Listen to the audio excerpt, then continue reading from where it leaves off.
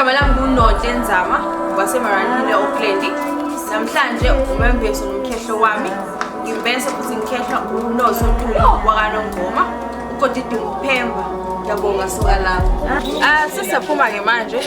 Sisibhekise sigcabeni kodwa sisalenda umalume siqale sekhaya benza kwakhona mase ngiyasikhipha.